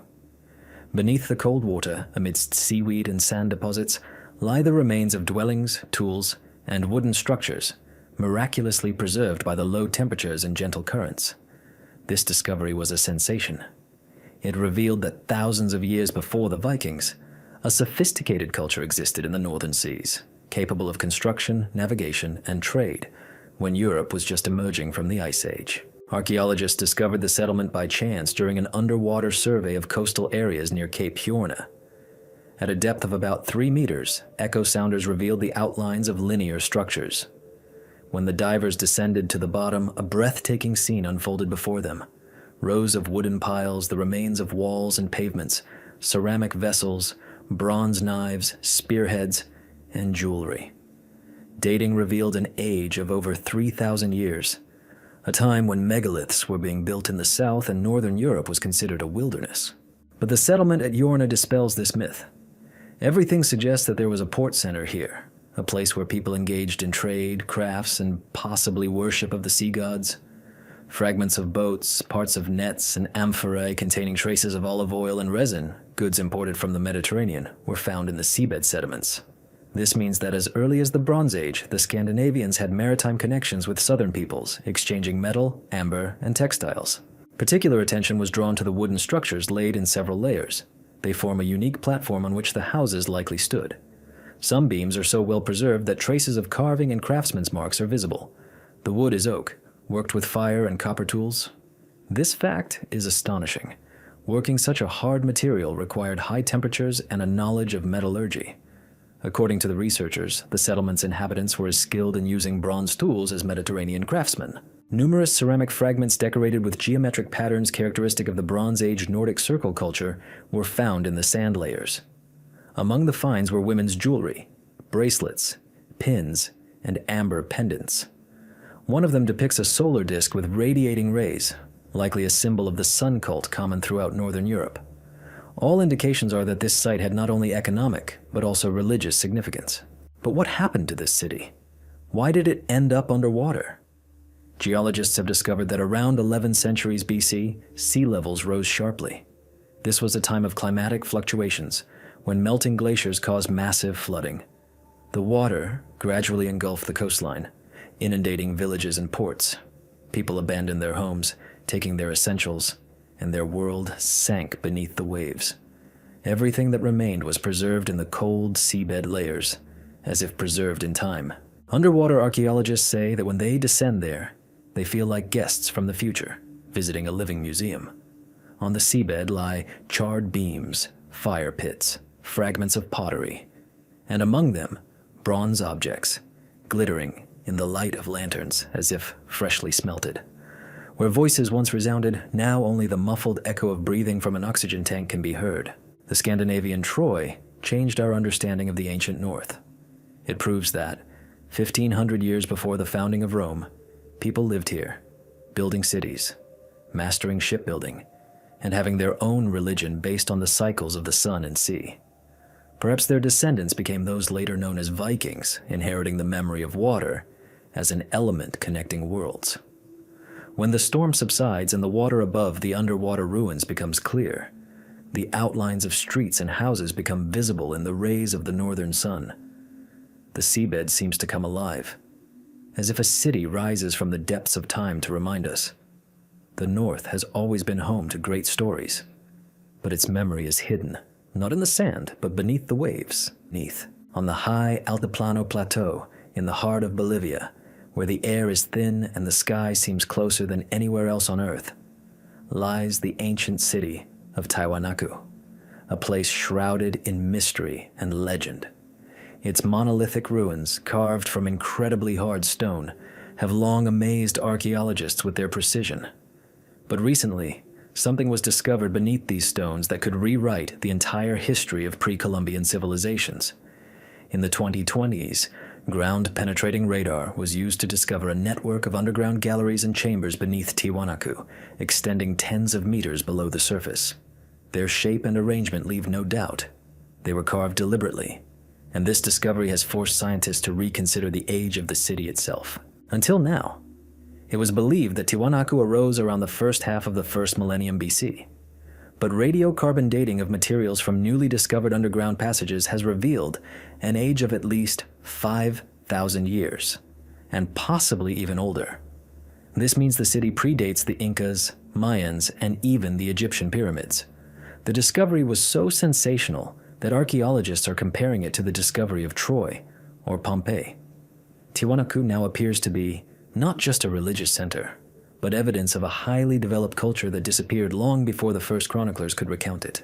Galleries extend beneath the main temple, Kalasasaya, and beneath the Gate of the Sun, the very same monolith believed to have stood on the surface since time immemorial. The underground corridors are lined with perfectly fitted stones, many of which weighed several tons. They connect circular halls with niches and projections, possibly used to house statues or ritual objects. Faint traces of symbols and carved patterns reminiscent of solar and stellar motifs have been preserved on the walls. All this suggests the existence of a developed cult of astronomy and time, a religion closely linked to the sky. Most astonishingly, many of the stones used for construction are composed of andesite and sandstone, quarried from tens of kilometers away. How the inhabitants of the ancient plateau managed to transport these blocks across rugged terrain remains a mystery. Scientists speculate that the underground corridors may have served as part of a ritual system connecting the earthly and celestial worlds. When the underground chambers filled with water during rainfall, they reflected the stars, creating the illusion of a subterranean sky, a living mirror of the cosmos.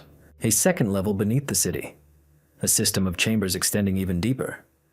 Some of these chambers are currently inaccessible due to the risk of collapse, but geophysical data reveals the presence of large voids, possibly ancient sanctuaries. Archaeologists speculate that artifacts belonging to the priests or kings of Tiwanaku may have been stored here. These chambers may contain objects that could explain how this culture acquired its incredible knowledge of celestial movements and geometry. The ruins of Tiwanaku themselves have always been astonishing in their architecture. The stone blocks are fitted to within a fraction of a millimeter, and the corners are cut so precisely that even modern engineers admit that such work could only have been accomplished with precision tools.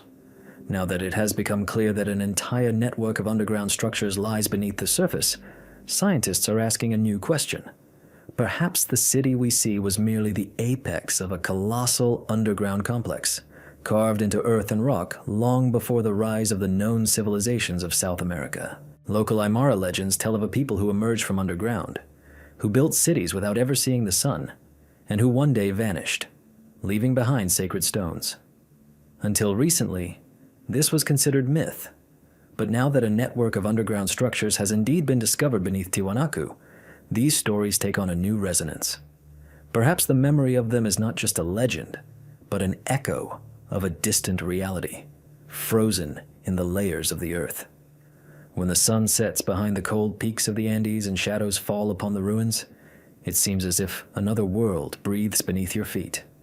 And if you listen closely, you can hear the faint echo of the footsteps of those who once walked these corridors through the centuries, measuring not years, but eras. In July 2018, as the Egyptian heat melted the asphalt, a construction crew in Alexandria stumbled upon what should have been a routine find, an underground chamber dating back to the Ptolemaic period. But hidden beneath a thick layer of sand was a black granite sarcophagus, so enormous and perfectly sealed that its discovery immediately caused a stir. 3 meters long, almost 2 meters high, weighing 30 tons, and not a single inscription, symbol, or name. It looks as if someone had deliberately intended for no one to know who lay within. The world held its breath. Archaeologists were confronted with a mystery that had remained unsolved for centuries. The sarcophagus was buried at a depth of 5 meters. Its lid was so tightly sealed to its base that even after 2,000 years, the interior remained thick with darkness and a smell that archaeologists described as a mixture of decay and antiquity. When the sarcophagus was finally opened, in the presence of officials and cameras, They expected to find something extraordinary, perhaps the body of a great military leader, or perhaps even Alexander the Great, whose tomb remains undiscovered to this day. But instead of gold jewelry and ritual inscriptions, something else was found inside. 3 skeletons submerged in a murky, reddish liquid that would later be called sarcophagus solution. This ominous mixture turned out to be water that had seeped in through microcracks mixed with decomposed organic remains and granite particles. Archaeologists analyzed the material and discovered that this was not a royal burial, but a collective one, likely belonging to military or high-ranking officials of the Ptolemaic era, who lived around the 2nd century BC. However, there were too many oddities. The bodies were laid carelessly, as if hastily, without sarcophagi or burial goods. The absence of inscriptions and amulets was contrary to Egyptian custom. Why such a massive and expensive sarcophagus was used for such an unusual burial remained a mystery. Some Egyptologists have suggested that the sarcophagus may have been reused during a time of crisis when the country's resources were depleted, but the material, black granite from Aswan, extremely difficult to work requiring weeks of polishing, indicated a special status. Furthermore, analysis showed that the sarcophagus was custom-made to its size, not recycled from an old one. This seems like too much effort for a burial that was not intended to commemorate the deceased. When news of the discovery spread around the world, a wave of rumors and fantasies immediately erupted around the find. The internet was flooded with theories ranging from curses to ancient experiments. Some saw something mystical in the black water, others the traces of chemical processes. However, even skeptics admit the sarcophagus's emotional impact was colossal. It seemed like a symbol of the unknown, massive, silent, nameless, as if Egypt itself had decided to remind everyone that its secrets were still far from being solved. After the autopsy, the sarcophagus was carefully cleaned and transported to the National Museum of Alexandria. The skeletons were subjected to DNA analysis. They were identified as a middle-aged man, a woman, and a young man, possibly related or members of the same family. The cause of death remains unknown, but even these facts have not dispelled the sense of mystery. In the shadow of ancient columns amid the bustling city, the sarcophagus stands on display today, heavy, smooth, reflecting the light like a mirror. People approach it, and for a moment the hubbub of the museum fades. It seems as if the granite holds not just bodies, but the very idea of mystery that humanity encounters every time it peers into the past. The black sarcophagus became a final reminder that archaeology is not only a study of bones and stones, but also a dialogue with silence. Sometimes it responds not with words, but with a feeling, that we stand before something older than memory, deeper than time, and perhaps knows us better than we know it.